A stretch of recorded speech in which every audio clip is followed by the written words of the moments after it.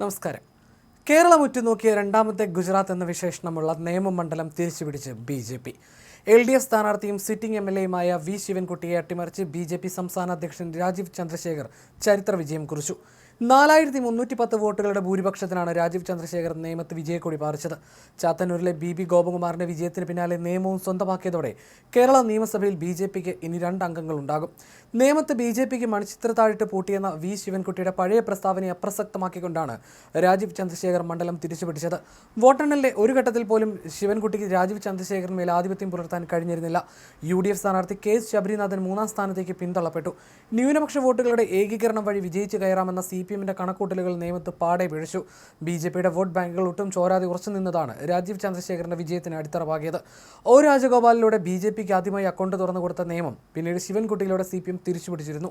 എന്നാൽ ഇത്തവണ രാജീവ് ചന്ദ്രശേഖറിനെ പോലെ ഒരു ദേശീയ നേതാവിനെ തന്നെ കളത്തിലിറക്കിയ BJP തന്ത്രം ഫലം കണ്ടു. മുൻ കേന്ദ്രമന്ത്രി എന്ന നിലയിലുള്ള രാജീവിന്റെ പ്രവർത്തനങ്ങളും വികസന അജണ്ടയും വോട്ടർമാരെ സ്വാധീനിച്ചു. കോർപ്പറേഷൻ ഭരണത്തിലെ അഴിമതിയും ആര്യ രാജേന്ദ്രൻ ഇഫക്റ്റും തലസ്ഥാനത്തെ LDF വോട്ടുകളിൽ വലിയ വിള്ളലുണ്ടാക്കി. നേമത്തെ വിജയം BJPക്ക് കേരളത്തിൽ പുതിയൊരു രാഷ്ട്രീയ മേൽക്കോയ്മ നൽകുമെന്ന കാര്യം ഉറപ്പാണ്. നിയമസഭയിൽ ഇനി ശബ്ദമായി മാറാൻ BJPക്ക് സാധിക്കും. ചാത്തന്നൂരിലും നേമത്തും താമര വിരിഞ്ഞതോടെ വരും ദിവസങ്ങളിൽ കേരള രാഷ്ട്രീയത്തിൽ വലിയ മാറ്റങ്ങൾ പ്രതീക്ഷിക്കാം.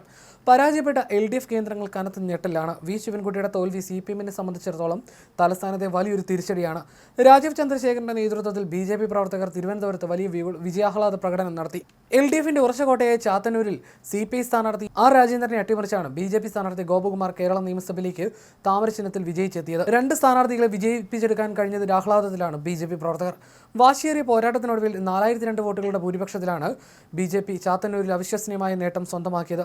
രാജഗോപാലിന് ശേഷം നിയമസഭയിലെ BJPയുടെ കരുത്തുറ്റ ശബ്ദമായി BB ഗോപകുമാർ മാറുമ്പോൾ അത് കൊല്ലം ജില്ലയിലെ BJP രാഷ്ട്രീയത്തിൽ പുതിയൊരു അധ്യായത്തിനാണ് തുടക്കമിടുന്നത്. വോട്ടെണ്ണലിലെ ആദ്യഘട്ടം മുതൽ തന്നെ ചാത്തന്നൂരിൽ BJP വ്യക്തമായ ആധിപത്യം പുലർത്തിയിരുന്നു. ഇടതുമുന്നണിയുടെ സിറ്റിംഗ് സീറ്റിൽ കഴിഞ്ഞ തവണ 2ാം സ്ഥാനത്തെത്തിയ ഗോപകുമാർ ഇത്തവണ ചിട്ടയായ പ്രവർത്തനത്തിലൂടെ വോട്ടർമാരുടെ മനസ്സ് കീഴടക്കിയായിരുന്നു. CPI സ്ഥാനാർത്ഥി R. രാജേന്ദ്രന്റെ വോട്ടെണ്ണലിന്റെ എല്ലാ ഘട്ടത്തിലും ഗോപകുമാർ കടുത്ത വെല്ലുവിളി ഉയർത്തി. UDF സ്ഥാനാർത്ഥി സൂരജ് രവി 3ാം സ്ഥാനത്തേക്ക് പിന്തള്ളപ്പെട്ടു. BJPയുടെ വോട്ട് വിഹിതത്തിലുണ്ടായ വലിയ വർധനവ് വരും ദിവസങ്ങളിൽ കേരള രാഷ്ട്രീയത്തിൽ ചർച്ചയാകും. കൊല്ലം ജില്ലയിൽ BJP വലിയ വിജയപ്രതീക്ഷ വെച്ച് പുലർത്തിയ സീറ്റുകളിലൊന്നും കൂടിയാണ് ചാത്തന്നൂർ. എന്നാൽ എക്സിറ്റ് പോളിൽ സീറ്റിനെ പറയാതിരുന്നത് പാർട്ടിയുടെ ഉറക്കം കെടുത്തിയിരുന്നു. 2 തവണ 2ാം സ്ഥാനത്തെത്തിയ ചാത്തന്നൂരിൽ ഇക്കുറി വിജയം ഉറപ്പാണെന്നായിരുന്നു പാർട്ടി നേതൃത്വത്തിന്റെ അവകാശവാദം. 2016ലും 2021ലും CPIയിലെ GS ജയലാലാണ് ഇവിടെ ജയിച്ചത്. ഭരണവിരുദ്ധ വികാരവും പ്രാദേശികമായ വികസന മുരടിപ്പും BJPക്ക് അനുകൂലമായ തരംഗമായി മാറി.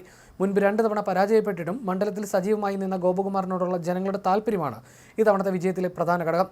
ചാത്തന്നൂരിലെ കശുവണ്ടി തൊഴിലാളികളുടെയും സാധാരണക്കാരുടെയും വോട്ടുകൾ വലിയ തോതിൽ BJPയിലേക്ക് ഒഴുകിയെന്നാണ് പ്രാഥമിക വിലയിരുത്തൽ. കൊല്ലം ജില്ലയിൽ ആദ്യമായി താമര വിരിഞ്ഞതോടെ BJP ക്യാമ്പുകളിൽ വലിയ ആവേശമാണ്.